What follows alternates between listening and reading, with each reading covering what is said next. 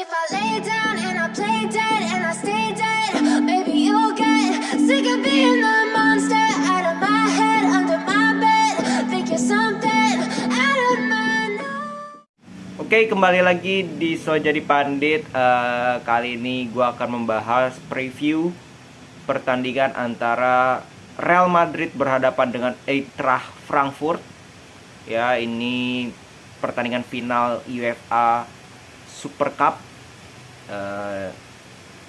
Jadi mempertemukan antara juara Champions League yang belum tahu dengan juara dari Europa League. Ya, juara Champions League itu adalah Real Madrid dan juara dari Europa League itu adalah Eintracht Frankfurt. Jadi sebelum gue melakukan preview, gue ingin membahas dari segi starting lineup dari kedua tim. Ya, jadi dari kedua tim gue akan bahas starting lineup-nya. Ini berdasarkan prediksi aja dan mungkin pertandingan terakhir dari kedua tim ini. Dari Real Madrid, prediksi starting lineup dari gua, mereka akan tetap bermain dengan 4-3-3 andalan dari Real Madrid sendiri. Di belakang tetap akan ada Thibaut Courtois di center back. Itu menurut gua adalah Rudiger dengan Militao di center back. Di back kanan tetap Carvajal. Di back kiri ada Alaba. Ya, jadi 4 back dari Real Madrid. 3 gelandang di tengah itu tetap trio CMK, seperti biasa, as always. 3 pemain yang sangat-sangat signifikan perannya, walaupun sudah tidak muda lagi, tapi punya peran yang penting terutama di pertandingan-pertandingan final. Ya, itu sangat-sangat membutuhkan pengalaman mental, dan 3 pemain ini menurut gue sangat-sangat berkontribusi di final nanti. Di depan itu menurut gua ada Vinicius tetap dengan Karim Benzema. Ya, 2 pemain yang selalu berada di starting lineup kalau ketika fit. Dan di kanan itu bukan Rodrigo, bukan Asensio, tapi gua melihat peran dari Federico Valverde. Ya, justru pemain yang seperti inilah yang dibutuhkan di pertandingan final, dan menurut gua akan diturunkan oleh Carlo Ancelotti, di mana dia punya fighting spirit, dia punya defense awareness juga sama baiknya dengan offensive awareness dia juga bisa membantu lini tengah, seringkali masuk ya, dan itu membiarkan Carvajal lebih punya ruang lah di sisi kanan untuk membangun serangan, untuk ikut berkontribusi dalam serangan, untuk overlap, istilahnya seperti itu. Nah, karena kalau kita melihat prediksi starting lineup dari Eintracht Frankfurt ini, mereka kan tetap bermain dengan 3-4-3 menurut gua. 3-4-3 atau 3-4-2-1. Jadi penyerangnya itu 2 second striker mendukung 1 striker mereka. Ya, ini gua ambil dari, karena gua nggak terlalu ngikutin Frankfurt, tapi gua mengambil ini dari match terakhir mereka, di mana mereka kalah 1-6 dengan Bayern Munchen. Ya, jadi ada Kevin Trapp. Ya, di belakang itu ada Ndika, Tuta, dan Toure. Ya, di tengah ada Sebastian Rode, ada Shaw, Philip Kostic, ini menurut gue pemain yang sangat penting, dan Knaf, ya, Ansgar Knaf, pemain yang cukup muda dari Jerman. Dan 3 penyerang di depan itu Mario Götze, ya, salah satu pemain senior juga, ada Lindstrom, dan juga ada Borré. Ya, Rafael Santos Borré, striker asal Kolombia. Jadi kemungkinan kembali lagi kemungkinan strategi inilah, starting lineup inilah yang akan diturunkan oleh Oliver Glasner. Dan kalau menurut gue ini kan peran 3-4-3 selalu menekankan fullback itu ofensif. Ya, fullback itu tinggi, makanya mereka turunkan Kostic itu di sebelah, dan Kostic itu punya peran yang cukup penting di Frankfurt. Dan terbukti di musim lalu di Europa League sangat-sangat luar biasa penampilan dari Kostic. Maka dari itu peran dari Valverde nantinya ini untuk menjaga juga Kostic agar dia tidak bisa bermain di situ, di samping dengan Carvajal tentu saja. Maka dari itu menurut gua ini akan menjadi pertandingan yang seru. Ya, ini pertandingan yang kita tidak bisa anggap remeh juga Eintracht Frankfurt, walaupun dia habis dibantai 1-6.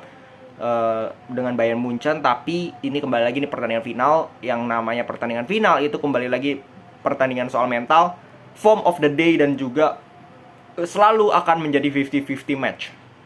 Tidak ada satu tim yang menurut gua ya mungkin secara kualitas kita bisa perdebatkan ya, bahwa Real Madrid lebih unggul secara prestasi, secara permainan. Tapi kita juga harus melihat bahwa Eintracht Frankfurt di sini selalu bermain, memberi pemain-pemain dari Eintracht Frankfurt ini selalu memberikan penampilan yang luar biasa optimal ya, yang mereka bisa lakukan. Dan dengan pendukungan fans juga, mereka selalu tampil Spartan, mereka menunjukkan fighting spirit yang luar biasa. Memang permainan mereka ya seperti itu, pragmatis, mengincar counter attack dengan long ball yang oportunis. Tapi menurut gua itu bisa, apa ya, kalau gue bilang bisa membahayakan untuk Real Madrid jika Real Madrid melakukan kesalahan-kesalahan di lini belakang yang seringkali dilakukan oleh Militao. Nah, ini bisa dieksploitasi nih ya. Dan juga memang kita lihat dua wingbacknya Real Madrid ini, kalau misalkan Alaba dan Carvajal, itu akan sangat aktif maju ke depan, naik ke depan untuk membantu serangan dari Real Madrid, sehingga space itu bisa dimanfaatkan oleh para pemain dari Eintracht Frankfurt kalau mereka bisa langsung bermain direct. Dan mereka akan, menurut gua, tidak akan mengambil resiko.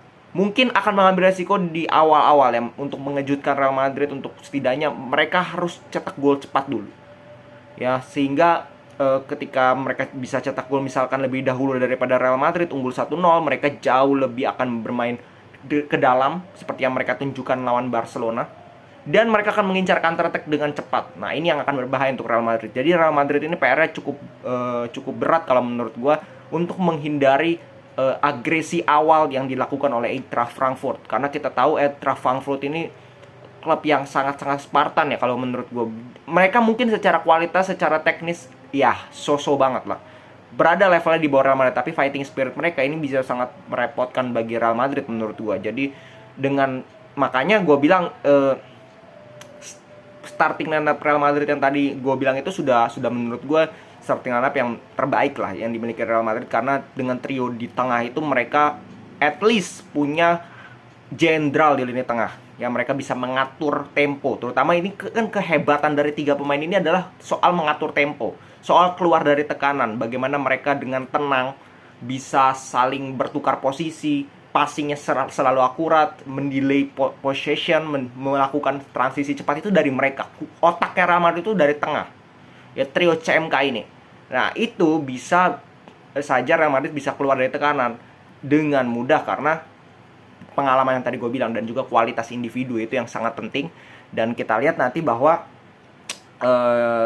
akan menjadi lebih mudah bagi Real Madrid jika Real Madrid bisa mencetak gol terlebih dahulu. Selalu gue bilang tim yang mencetak gol terlebih dahulu itu punya benefit of the doubt, karena mereka bisa mengontrol selebihnya. Apalagi tim besar yang bisa mencetak gol ke tim yang istilahnya secara kualitas di bawah mereka terlebih dahulu, maka mereka akan lebih nyaman lagi untuk menguasai bola, untuk menerapkan strategi yang istilahnya reaktif ya, yang memancing, sehingga mau tidak mau tim yang berada di levelnya di bawah mereka akan lebih keluar, akan lebih mengambil resiko. Apalagi di pertandingan final yang misalkan Frankfurt lebih mengambil resiko lagi, akan lebih banyak space yang didapatkan oleh Real Madrid. Sehingga dengan skill individu yang kita tahu di babak kedua nanti, misalkan dimasukkan Rodrigo, dimasukkan Hazard, dimasukkan Asensio, itu akan sangat berbahaya untuk Frankfurt. Maka dari itu PR dari kedua tim ini sama sebenarnya, yaitu untuk mencegah agar tidak kebobolan cepat. Karena itu bisa membuat pertandingan ini ya, memang secara penonton netral kita akan melihat pertandingan yang jauh lebih seru ketika ada gol cepat, maka pertandingan akan jauh lebih terbuka. Tapi ketika ini sudut pandang klubnya, jangan sampai ya, kalau kita lihat, kalau gue menjadi pelatih dari kedua tim ini, apalagi pelatihnya Frankfurt, jangan sampai kita kebobolan terlebih dahulu. Kita harus cetak gol terlebih dahulu, kalau bisa secepat mungkin, sehingga di situ pressure jauh lebih menurun bagi mereka, dan pressure bagi tim lawan itu akan meningkat. Kalau gue sih seperti itu, kalau gue sebagai pelatih. Jadi kalau buat Real Madrid mungkin mereka akan gue tidak pernah meragukan Real Madrid soal bagaimana mereka menaklukkan final ya. Karena menurut gue, kalau Real Madrid sudah masuk final, Ya contoh di Champions League lah kemarin. Gue itu prediksi gue kalau Real Madrid gak lolos pun, itu nggak juara pun, itu pada saat melawan City. Kalau di pertandingan City itu Madrid nggak lolos, oke, fine, gue bilang that's happen, bisa terjadi. Tapi kalau pertandingan lawan City itu mereka lolos dan terbukti lolos dengan comeback, ya juara ini merem. Karena kalau mereka sudah sampai final, ya sorry itu saya untuk tim lain, tanpa menghilangi rasa respect untuk tim lain. Real Madrid benar-benar sudah dengan pemain-pemain yang berpengalaman, dengan pemain-pemain yang sudah paham lah istilahnya cara bermain di final gitu. Dan bukan hanya bermain, tapi memenangkan final itu yang sulit. Karena semua pemain bisa bermain di final, tapi untuk memenangkan final itu different case. Dan pemain-pemain Real Madrid ini punya kapasitas, punya pengalaman, punya mental untuk memenangkan pertandingan. Jadi walau ya ini bukan karena gue fans Madrid, tapi secara objektif gue menilai Real Madrid berada sedikit diunggulkan. Sedikit ya, gue mengunggulkan Real Madrid dibandingkan Eintracht Frankfurt. Ya jadi kembali lagi ini hanya preview, bisa salah bisa betul karena kembali lagi sepak bola. Bisa saja Real Madrid dalam kondisi yang tidak bagus, semua pemain tidak dalam performa yang terbaik dan mereka kalah. Bisa saja seperti itu. Oke? Jadi jangan lupa kalian subscribe, komen dan like. Kalian bisa komen kalau komen kalau kalian punya pendapat lain atau punya saran tentang konten-konten selanjutnya.